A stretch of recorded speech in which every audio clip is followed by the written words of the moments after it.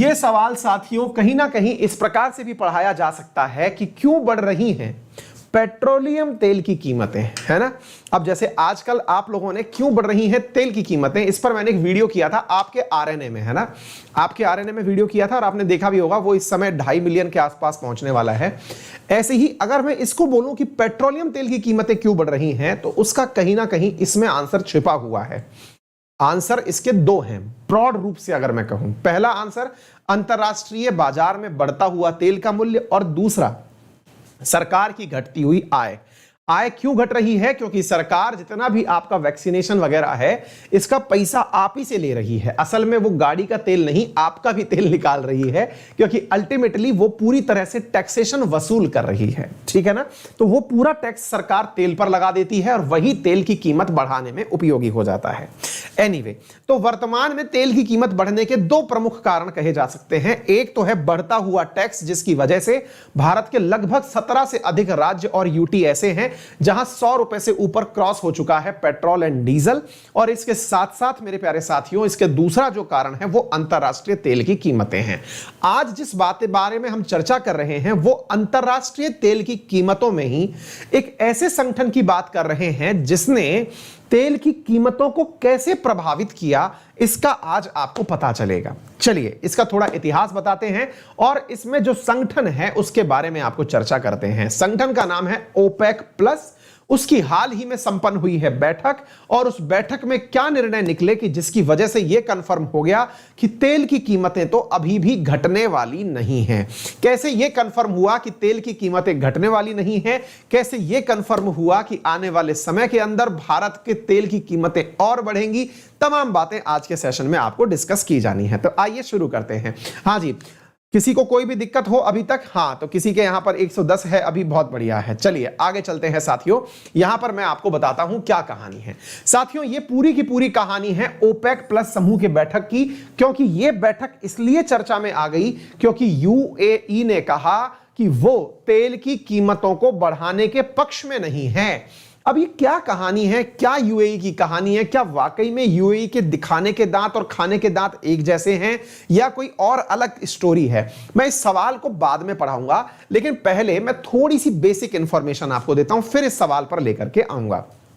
साथियों हाल ही में OPEC countries का आउटपुट पैक प्रपोजल जो है वो चर्चा में रहा। तो पहले तो हमें ना ये शब्द सीखना है, that is known as output pact, और दूसरा शब्द जो हमें सीखना है वो है ओपेक प्लस। अब ये दोनों बातें समझ लीजिए। पहले है OPEC, organisation of petroleum exporting countries and plus, यानी इसके अतिरिक्त। साथियों 14 देश तो ओपेक के अंदर हैं, 10 देश प्लस के अंदर हैं, कुल मिलाकर के 24 कंट्रियों का यह संगठन है। असल में शुरुआत होती है कहानी ओपेक से, लेकिन पहले मैं आपको बताना चाहूंगा साथियों आउटपुट पैक्ट के बारे में। तो पहले समझिए आउटपुट पैक्ट क्या है। आउटपुट पैक्ट पर चलेंगे फिर ओपेक पर चलेंगे। नहीं नहीं नहीं, एक काम करते हैं, पहले हम ओपेक पर चलते हैं, तब आपको आउटपुट पैक्ट अच्छे से समझ में आएगा। तो साथियों organisation of petroleum exporting company countries क्या है? साथियों बात है वर्ष 1960 की। दुनिया में तेल के निर्माता राष्ट्र या तेल के जो उत्पादक राष्ट्र थे, उनमें से 5 प्रमुख राष्ट्र जिसमें Iraq, Iran, Saudi Arabia, Kuwait और वेनेजुएला शामिल थे, इन लोगों ने आपस में मिलकर के एक निर्णय लिया। क्या निर्णय लिया? कि यार दुनिया में सारा की सारा ऑयल हम लोग पैदा करते हैं। जब ऑयल हम लोग पैदा करते हैं तो हम एक दूसरे से कंपटीशन क्यों करें? क्यों ना हम मिलकर के डिसाइड करें, क्योंकि दुनिया का 80% तेल तो हम ही एक्सपोर्ट करते हैं। ऐसी स्थिति में क्यों ना हम मिलकर के यह निर्णय लें कि दुनिया में तेल की कीमतें क्या हों। इसका निर्णय लेने के लिए एक संगठन बना जिसका मुख्यालय इन्होंने अपने देश में नहीं बनाया। यूरोप का एक देश है ऑस्ट्रिया, जिसकी राजधानी है वियना, वहां जाकर के इन्होंने अपना ऑफिस बनाया।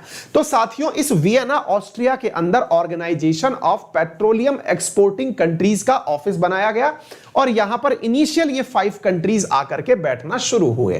तो अब क्या होता है? फिर आप पूछेंगे कि सर इसके अंदर बाकी देश कैसे एंट्री हो गए?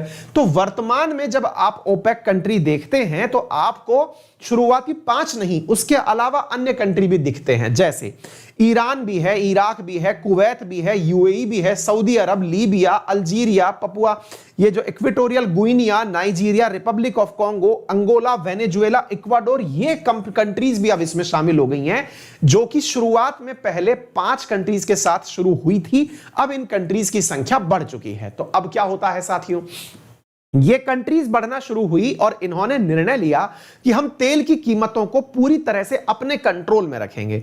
कंट्रोल में रखने का यह काम 1960 से चला आ रहा था। 1960 से बखूबी यह काम चला आ रहा था। इतने ही बीच में चाइना आ जाता है। बोले चाइना फिर से कैसे आ गया सर? अरे भैया, चाइना के साथ क्या हुआ, चाइना फिर से आता है और चाइना क्या करता है साथियों, वो यहां आकर के अपने द्वारा कोरोना छोड़ देता है। अब मैं कह देता हूं कि कोरोना छोड़ देता है, ये थोड़ा लीगल फ्रेम में सही नहीं है। आप ये मानिए कि कोरोना आ गया, डन। अच्छा, तो जब कोरोना आता है तो मार्केट हो गया पूरी तरह से बंद। मार्केट में जो कभी क्रूड ऑयल की कीमतें हुआ करती थी $75 प्रति बैरल, वो घटकर के नीचे आना शुरू हुई। घटकर कितना नीचे आना शुरू हुई? तो साथियों, कोरोना के कारण लगे लॉकडाउन में ये संख्या घटकर के $20 प्रति बैरल आ गई। अच्छा, पहले ना मैं आपको ये समझा देता हूं ये बैरल क्या होता है और किसका मीनिंग क्या है और तेल कितना सस्ता होता है, लेकिन आप तक पहुंचते पहुंचते इसकी हालत क्या हो जाती है, इससे आप अंदाजा लगाइए। सरल रूप में अगर मैं ये कहूं कि आज पेट्रोल कितने रुपए प्रति लीटर बिक रहा है, तो आप आसानी से कह पाएंगे कि सर आज जो पेट्रोल है वो $1.5 प्रति लीटर बिक रहा है। अपने यहां पर इंडिया की बात कर रहा हूं मैं। आप पूछेंगे सर अपने तो रुपए में बिकता है। अरे वही यार, 100 या 110 रुपए लीटर अगर कहीं पर पेट्रोल बिक रहा है तो इसका मतलब यार 70 का डॉलर मान के चल रहा हूं तो $1.5 हो गया, ठीक है ना। अच्छा, तो 1 लीटर पेट्रोल का भाव तो है इतना, ठीक है, लेकिन आपको पता है ये कितने में आता है हमारे पास? जब आता है तो आइए मैं आपको बताता हूं साथियों। जब हमारे पास ये आता है ना, तो ये वर्तमान में जब कोरोना का कारण बना था ना शुरुआत में, तो आप अंदाजा लगा के हैरान हो जाएंगे। $1 70 रुपए का मान रहा हूं मैं, तो 70 गुना 20 करो, 1400 रुपए में हम लोगों को तेल कितना मिल रहा था? 158 लीटर। जरा इसे फैक्ट को पहचानिए आप इस फैक्ट को पहचानिए, अंदाजा लगाइए कि कहां से कहां तक की चीजें हैं। आपको जो सरकारें बताती हैं वो क्या होती है, वास्तविकता क्या होती है वो समझिए। मतलब ये क्या है, अप्रैल 2020 में तेल का भाव था $20 प्रति बैरल। $20 प्रति बैरल को 70 से गुणा कर लो, 1400 रुपए प्रति बैरल के हिसाब से, और एक बैरल में होता है 158 लीटर। तो 158 लीटर 1400 रुपए में आपको मिलता था, यानी एज ए कंट्री आपको इतना का तेल मिलता था, 158 लीटर। यदि मैं सही हूं तो लगभग 9 रुपए लीटर तेल मिलता था जब आपके यहां इंडिया में तेल 90 रुपए। तो आप ये मत कहिए कि इंडिया बहुत ज्यादा पैसा दे रहा है, जी नहीं, इंडिया उस तुलना में कमा बहुत रहा है अपने ही देश के लोगों से। आप सोचिए 9 का 90 कमाया जाता है, इससे अंदाजा लगाइए। अब दूसरा समझिए साथियों, यहां पर ये कीमतें बढ़ना शुरू हुई अभी वर्तमान में, और कोरोना से पहले ये कीमतें कितनी थी वो भी समझ लीजिए। तो साथियों, कोरोना से पहले ये कीमतें थी $75 प्रति बैरल। क्लियर? अब $75 प्रति बैरल का मतलब हुआ सीधा सीधा, अगर इसका गुणा 70 से कर दोगे आप, तो ये लगभग कितना बैठेगा? 7-7-49, मेरे हिसाब से 5000 रुपए पकड़ लो अदमार के। 5000 रुपए फिर से वही 150 के साथ में इसको 158 या 160 पकड़ के कर लो, एक रफ फिगर निकाल लोगे, 15 थी 45, यानी अगेन 30 रुपए के हिसाब से आपको ये प्रति डॉलर पड़ रहा था। ठीक है साथियों, 30 रुपए लीटर के हिसाब से अब पड़ना शुरू हुआ है। हालांकि तुलनात्मक रूप से महंगा हुआ है, सरकार के लिए तो यह कहना पर्याप्त है कि हम $9 तक पहुंच गए थे, और उससे आज हम जिस परिस्थिति में पहुंचे हैं वहां पर तुलनात्मक रूप से 3 गुना बढ़ गया है। लेकिन साहब, जितना प्राइस बढ़ा है, अगर हम प्रति लीटर के हिसाब से भाग लगाएं तो यह लगभग $30 30 रुपए प्रति लीटर के आसपास पहुंचता है। यानी सरकार को 21 रुपए एक्स्ट्रा लेने पड़ रहे हैं। तो भैया हमसे ही तो ले रहे हो आप। यानी अगेन अगर हम बात करते हैं तो आज अगर 115 रुपए लीटर आपको तेल मिल रहा है तो उस 115 लीटर के अंदर आप लोग जो डिफरेंस देख रहे हैं 30 से 115 का, लगभग 75 रुपए वो केंद्र सरकार और राज्य सरकार वसूल रही है। अब आप पूछेंगे सर ये 75 रुपए सरकार क्यों वसूल रही है? क्योंकि सरकार आपसे और किसी भी प्रकार से पैसा निकलवा नहीं पाती, क्योंकि आपको कहा जाता है टैक्स दो, तो आप टैक्स देने से बच जाते हैं, कोई ना कोई बाईपास निकाल लाते हैं। लेकिन यह इकलौता ऐसा तरीका है कि बिना पेट्रोल आपकी गाड़ी चलेगी नहीं, और जब चलनी नहीं है, बिना फ्यूल आपकी गाड़ी नहीं चलनी है, तो फिर आपका कुछ काम होगा नहीं। अब आप में से कई लोग होंगे अरे सर ये क्रूड ऑयल लेके आते हैं, इसको रिफाइनरी में रिफाइन भी किया जाता है। बेटा उसमें 2 रुपए प्रति लीटर का खर्चा आता है।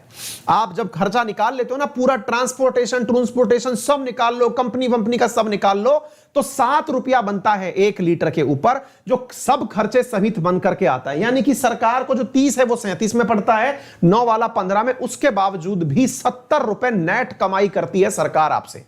फिर आप पूछेंगे सर कौन सी सरकार इसके लिए दोषी है, केंद्र सरकार की राज्य सरकार? दोनों बराबर की दोषी हैं। और सर सरकार दोषी है कि हम दोषी हैं? सबसे बड़े दोषी हम हैं। क्यों हम सबसे बड़े दोषी हैं? सर हम इसलिए दोषी हैं क्योंकि हम लोगों ने ही टैक्सेशन की इस व्यवस्था को अपनाया है। हम लोगों ने तरीके वो सारे अपनाए कि टैक्स कैसे ना दें। सरकार को पैसा लेना आता है भाई, आप भी सरकार में होंगे तो चैरिटी थोड़ी करेंगे, घर से पैसा थोड़ी लगाएंगे, आप ही का पैसा है जो आपको दिया जा रहा है। तो वो आपका पैसा लेने का तरीका सरकार का क्या है? अब सुन लीजिए, ये जो 75 रुपया होता है ना, इसमें से लगभग 30 रुपया केंद्र सरकार का होता है और 35 रुपया राज्य सरकार का होता है। केंद्र सरकार इस पैसे को कम कर नहीं सकती क्योंकि पूरे देश में उसे बराबर वैल्यू रखनी है। राज्य सरकारें अपनी आवश्यकता के अनुसार इस वैल्यू को कम ज्यादा करती रहती हैं। कई बार आप देखते होंगे जैसे हम लोगों में से राजस्थान और हरियाणा में 10 रुपए का डिफरेंस है लगभग पेट्रोल की कीमतों में, तो होता यह है कि वो 10 रुपए वहां की राज्य सरकार ने अपने टैक्स में से कम कर रखे हैं। केंद्र सबको बराबर लगा के दे रहा है। राज्य सरकारें जितना मुनाफा कमाना चाहती हैं, आपको अगर अपने राज्य के बारे में जानना हो तो अंदाजा इससे लगा लें कि बॉर्डर स्टेट से आपका तेल सस्ता है कि महंगा है। अगर महंगा है तो आपका राज्य बढ़िया से पैसे कमा रहा है। आ गई बात समझ में?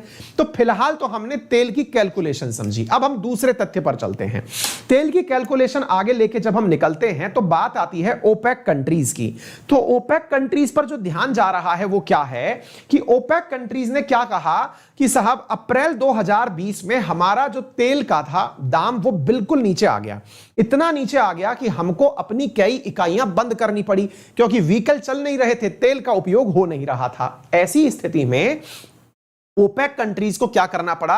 अपना प्रोडक्शन कंट्रोल करना पड़ा। और प्रोडक्शन कंट्रोल करने के लिए इन्होंने एक क्लॉज बनाया जिसे कहते हैं आउटपुट पैक्ट। तो ये आउटपुट पैक्ट क्या है जो आज के सवाल में मैंने आपको पढ़ाया, जरा इसे देखें आप। यहां पर जो शब्द लिखा हुआ है मैंने आज ही के सेशन में आपको दिखाया है। What is output pact? तो आउटपुट पैक्ट क्या है साथियों? इन कंट्रीज के द्वारा, ओपेक कंट्रीज के द्वारा लिया गया वो निर्णय जिसमें यह कहा गया था कि हम अपने प्रोडक्शन को कम करेंगे। कितने साल के लिए? इन्होंने कहा कि हम 2 साल तक अपना प्रोडक्शन नहीं बढ़ाएंगे जब तक तेल अपनी ओरिजिनल स्थिति में ना आ जाए। यह अप्रैल 2020 में लिया गया निर्णय था। अब चल रहा है जुलाई 2021, लगभग 1.25 साल निकल चुका है। ऐसी स्थिति में आज का कीमत जो है वो वापस वही आ गया है जो प्री कोरोना काल में था। अभी भी ओपेक कंट्री कह रहे हैं कि जो हमारा नुकसान हुआ उस नुकसान को बनाए रखने, बचाने के लिए, नुकसान से धन प्राप्त करने के लिए हम उत्पादन को कम रखेंगे ताकि मांग बढ़ेगी, और मांग बढ़ेगी तो वैल्यू बढ़ेगी। तो वैल्यू बढ़ाने के लिए ओपेक कंट्रीज क्या कर रही हैं? प्रोडक्शन को कंट्रोल कर रही हैं। फिर आप पूछेंगे तो सर ये कितना बढ़ाना चाहते हैं? साथियों हद मार करके ये $100 तक जाएगा, लेकिन संभव नहीं है इतना, मतलब बहुत ही रेयर टच होता है। फिर आप पूछेंगे कि सर एक बात बताइए, अगर इतना वैल्यू बढ़ रहा है तो इसमें क्या बात थी जिससे यूएई डिफर कर गया? अब मैं आपको वो बताता हूं। असल में कहानी ये है, इन ओपेक कंट्रीज ने 2 साल का तो आउटपुट क्लॉज बना ही लिया। इनको मजा आने लग गया। इनको मजा क्या आने लगा कि एक्सपोर्ट और इंपोर्ट में अब इनके हाथ में सप्लाई थी। सप्लाई को कंट्रोल करने से दाम बढ़ रहे थे। टेक्निकली ये चीज गलत है, असल में यही तो कालाबाजारी है। आपने माल को रोक लिया, स्टॉक कर लिया, आप मार्केट को प्रभावित कर रहे हैं। डेवलपिंग कंट्रीज लाइक इंडिया, इनकी अर्थव्यवस्था सीधी सीधी प्रभावित हो रही है, और तो और सरकारें तक गिर सकती हैं, इतनी बड़ी चीज है ये। तो फिर सवाल बनता है, तो फिर क्या हुआ? इन लोगों को मजा आने लगा कि तेल की कीमतें कंट्रोल करने पे बहुत सारे देशों की हालत खराब होती है, पैसा आता है। ऐसी स्थिति में साथियों इन्होंने एक नया आइडिया अभी फिर पुट कर दिया, और इसी वीक हुई बैठक में कर दिया। क्या आइडिया दे दिया? कि हम इस आउटपुट पैक्ट को 2 साल के लिए नहीं, अगले 6 महीने के लिए और बढ़ाना चाहते हैं। यानी अप्रैल 2020 से अप्रैल के बाद अप्रैल 2021, अप्रैल 2022 और 2022 के बाद 6 महीने और, यानी अक्टूबर 2022 तक हम इस आउटपुट पैक्ट को बढ़ाना चाहते हैं।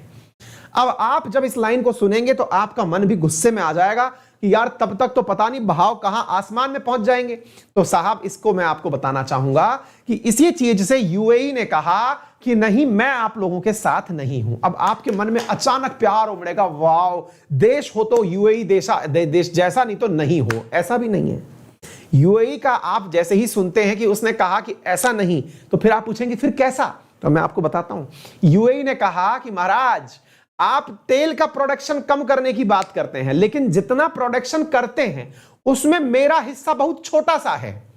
मेरा या तो हिस्सा बढ़ाओ ताकि मेरा प्रोडक्शन बढ़ जाए और मैं भी आपके आउटपुट पैक्ट में शामिल हो जाऊं, नहीं तो मैं आप लोगों के साथ नहीं हूं।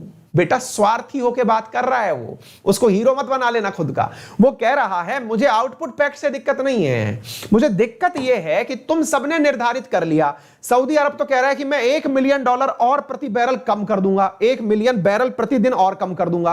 तो भाई उसका तो समझ में आता है, लेकिन मेरा तो तेल ही थोड़ा सा बाहर आता था, अब उसमें भी आपने बैरियर लगा दिया, कोई देश इतना ही पैदा कर पाएगा, तो मेरी इकोनॉमी ठप हो जाएगी। तो मेरा लेवल बढ़ाओ, मेरा लेवल बढ़ाओ, तब जाकर के मैं तुम लोगों के साथ आऊंगा। यानी वो इंटरनल मैटर पे लड़ाई लड़ रहा है कि भाई मुझे ना तुम लोग तेल निकालने की अनुमति तो दो, नहीं तुम लोग तो बड़े बड़े देश हो, तुम तो चला लोगे थोड़ा कम तेल करके, मेरा क्या होगा? इसमें यूएई बाहर हटा था। समझ में आ गई बात? तो भैया ये था पूरा की पूरा ओपेक की कहानी, और इस पूरी कहानी में इस बार ओपेक प्लस देश भी थे, यानी ओपेक प्लस 10 अतिरिक्त सदस्य भी थे। तो ओपेक देशों के साथ में ओपेक प्लस 10 की जब हम बात करते हैं तो कौन से देश होते हैं? तो Azerbaijan, Bahrain, Brunei, Kazakhstan, Malaysia, Mexico, Oman, Russia, south Sudan and Sudan, ये जो हैं ये आपके ओपेक प्लस कंट्रीज के अंदर शामिल होते हैं। क्लियर है? तो उम्मीद है आप सभी साथियों को यह बात बेहतरीन तरीके से समझ में आ गई होगी। ओपेक की स्थापना 1960 में हुई थी। वेनेजुएला वगैरह समेत 5 देशों ने मिलकर के इसको निर्माण किया था। Iraq, Kuwait, Saudi Arabia, Venezuela और ईरान 5 देश मिलकर के इस संगठन का निर्माण किए थे, जो पूरे वर्ल्ड के अंदर तेल के उत्पादन को कंट्रोल करते हैं। ये 5 प्रमुख देश थे। अब आपके दिमाग में एक बहुत बड़ा सवाल बनेगा, और वो सवाल ये बनेगा, सर अमेरिका कहां बैठा हुआ है? मतलब देखिए, ये आपको मैं दिखा सकता हूं, 20 बैरल से देखो अब 75 बैरल प्रति डॉलर तक पहुंच गया है, मतलब वहां तक पहुंच गया। तो अब एक बहुत बड़ा सवाल बनेगा कि सर एक बात बताइए कि बाकी तो सारी बातें समझ में आती हैं, लेकिन और देश कहां पर हैं? मतलब यूएस कुछ नहीं कर रहा क्या सर इसके अंदर? जरा इस बात को बताइए, है ना? तो अब मैं आपको वो वाली बात बताना चाहता हूं। देखिए 1 मिनट के लिए,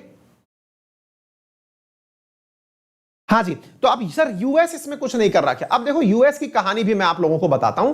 यूएस की कहानी क्या है साथियों, कि असल में ये जो ओपेक का निर्माण हुआ था ना, ये भी इसी कारण से हुआ था। किसके कारण? यूएस के कारण ही हुआ था। अब आप पूछेंगे सर यूएस के कारण ओपेक का निर्माण कैसे हुआ था? तो साथियों असल में हुआ ये था, यूएस के कारण ऐसा हुआ था कि 1960 से पहले यूएस की कुछ बड़ी कंपनियां थी जो कि तेल उत्पादन को पूरी तरह अपने हाथ में रखा करती थी। जब वो बड़ी कंपनियां तेल उत्पादन को अपने हाथ में रखा करती थी, जिसमें से गल्फ प्राइड का नाम सुना होगा आपने, तो ये लोग जब अपने हाथ में रखते थे तो ओपेक कंट्रीज को लगा पैदा हम करते हैं, और अमेरिका 1960 से पहले तेल का मालिक बना बैठा है, तो उसको मजा चखाने के लिए ये लोग एक हुए थे। अब हालत ये हुई कि साहब इनका कारण से हम लोगों की हालत खराब हो गई है। हमारे यहां महंगाई बढ़ रही है, रिकवरी हो नहीं पा रही है, इन्फ्लेशन रेट बढ़ गई है ना? हमारे यहां पर जो हम कोरोना से राहत चाह रहे हैं वो हो नहीं पा रहा है, तो हमारी हालत खराब हो रही है। बाकी तो सब समझ में आता है, ठीक है ना?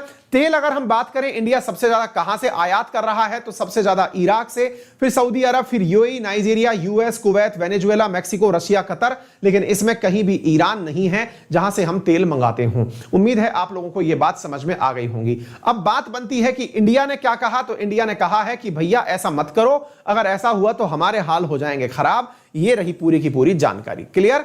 तो उम्मीद है आप सभी साथियों को ये बात समझ में आ गई होगी। ऑयल पीलीसी मीटिंग बता दी मैंने आपको, यूएई का क्या क्लैश हुआ वो मैंने आपको बता दिया, और भविष्य में संभव है कि ये लोग भारत जितने भी टीचर्स पढ़ा रहे होंगे उन सबकी क्लासेस आपको एक ही जगह पर एक ही प्लेटफॉर्म पर मिल जाएंगी। पुरानी क्लासेस, नई क्लासेस, सारी क्लासेस आपको यहां पर मिल जाएंगी। ठीक है ना? हाँ जी, इवनिंग की क्लास हो जाएगी बेटा, चिंता मत करिए, मैंने आपको बोल दिया है ना, हो जाएगी, चिंता मत करिए। हाँ हाँ, और बिल्कुल पीडीएफ भी डाउनलोड हो रही है, जो मैंने लिंक शेयर किया है ना वो बुक वाला, उस पे भी लिंक भी शेयर हो रहा है। ठीक है, चिंता मत करिए। ठीक है, हाँ जी। इसके साथ साथ कैसे आपको ये सब्सक्रिप्शन लेना है, इसके लिए क्या करना है, गूगल प्ले स्टोर से अनअकैडमी लर्निंग ऐप इंस्टॉल करिए, मोबाइल नंबर से रजिस्टर करिए, अपने गूगल गोल्स में आप देखिए यहाँ 12 महीने का गोल 6500 रुपए जैसे एसएससी का है, आप इसमें अंकित 10 लगाएंगे तो 10% एडिशनल डिस्काउंट आपको मिल जाएगा। और सब्सक्रिप्शन में आप लोगों को 1 साल के साथ 6 महीने का अतिरिक्त सब्सक्रिप्शन और 2 साल के साथ 1 साल का एडिशनल सब्सक्रिप्शन दिया जा रहा है। किसी भी प्रकार की कोई भी दिक्कत हो, इस क्लास की पीडीएफ हो या हमारी क्लास के लिंक हो, वो सारी आपको हमारे टेलीग्राम चैनल अंकित अवस्थी सर पर प्राप्त हो जाएगी। अपना ख्याल रखें, बड़ों का सम्मान करें, छोटों को प्यार दें और अपना व्यक्तित्व इस प्रकार से विकसित करें कि महिलाएं आपके साथ सुरक्षित महसूस करें। धन्यवाद।